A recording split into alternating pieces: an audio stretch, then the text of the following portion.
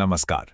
आज हम बात करेंगे उस सिस्टम की, उस ढांचे की जिसने करीब 200 साल तक हिंदुस्तान पर राज किया।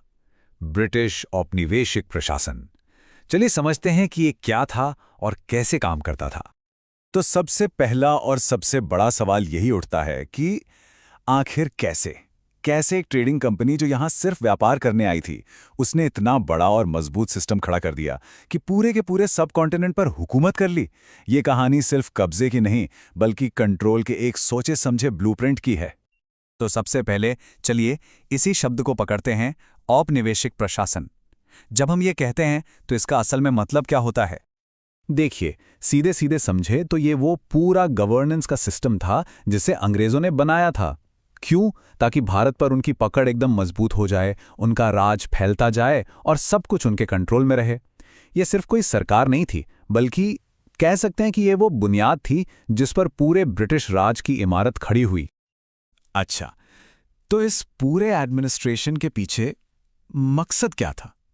और यहीं पे कहानी मजेदार हो जाती है, क्योंकि इसका एक नहीं बल्कि दो मकसद थे, और दोनों एक दूसरे से काफी अलग थे। ये बिल्कुल एक सिक्के के दो पहलुओं जैसा था।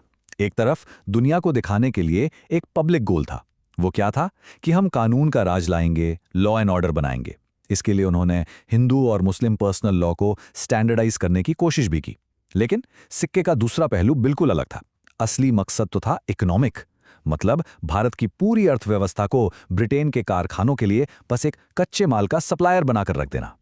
अब ये जो पूरा सिस्टम था, ये कोई एक दिन में नहीं बन गया।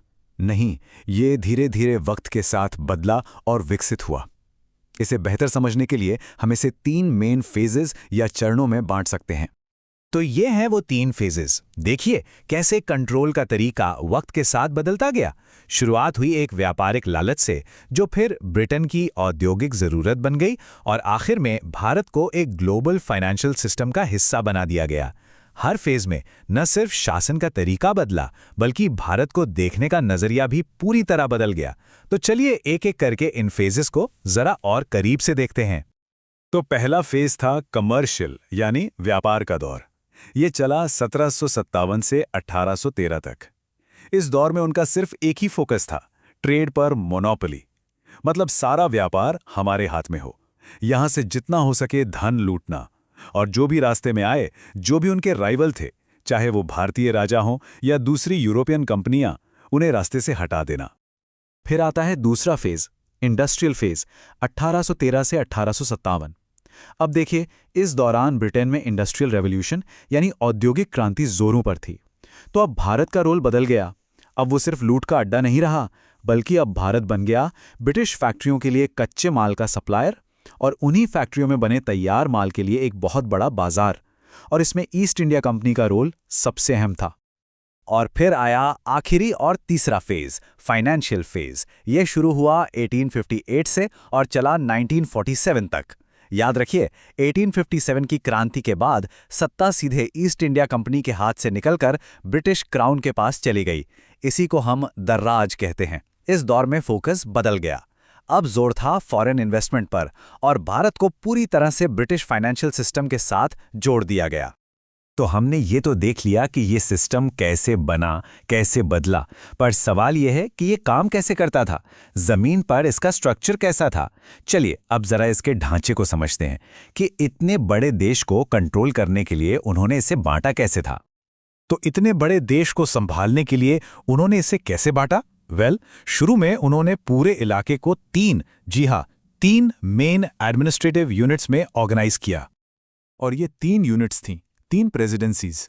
बंगाल, जिसे प्रेसिडेंसी ऑफ फोर्ट विलियम भी कहते थे, उस वक्त का सबसे अमीर और सबसे जरूरी सेंटर। फिर था मद्रास, यानी presidency of Fort Saint George, जो साउथ में उनकी पावर का गढ़ था। और तीसरा बॉम्बे, वेस्ट कोस्ट पर उनका मेन पोर्ट। अब ये सिर्फ शहर नहीं थे, समझिए, ये असल में बड़े बड़े किलेबंद एडमिनिस्ट्रेटिव हब्स थे, जो अपने आसपास के बहुत बड़े इलाके पर शासन करते थे।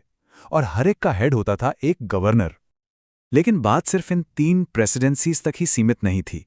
जैसे जैसे अंग्रेजों का साम्राज्य फैलता गया, उन्हें समझ आया कि सिर्फ इन तीन सेंटर से पूरे देश को कंट्रोल करना नामुमकिन है। इतने विशाल और अलग अलग तरह के इलाकों पर पकड़ बनाए रखने के लिए उन्हें एडमिनिस्ट्रेशन को और भी छोटे छोटे डिवीजनों में बांटना पड़ा। जैसे कि बंगाल, जो खुद एक बहुत बड़ी प्रेसिडेंसी थी, उसे भी कई डिवीजनों में बांटा गया। और सिर्फ यही नहीं, बर्मा में अलग डिवीजन थे, सेंट्रल इंडिया में अलग, हैदराबाद और राजपूताना की रियासतों को संभालने के लिए अलग यूनिट्स थीं, आगरा के लिए अलग। मतलब ये एक बहुत ही कॉम्प्लेक्स जाल था। हर इलाके की ज़रूरत के हिसाब से इसे बनाया गया था ताकि कंट्रोल की पकड़ देश के हर कोने तक पहुंचे। तो जब हम इन सबको एक साथ देखते हैं तो ये साफ हो जाता है कि ये एडमिनिस्ट्रेटिव सिस्टम कोई मामूली चीज़ नहीं थी।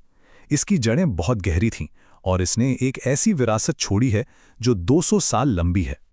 सोचिए जरा, 1757 की प्लासी की लड़ाई से ये कहानी शुरू हुई और 1947 में आज़ादी तक चली, लगभग 200 साल।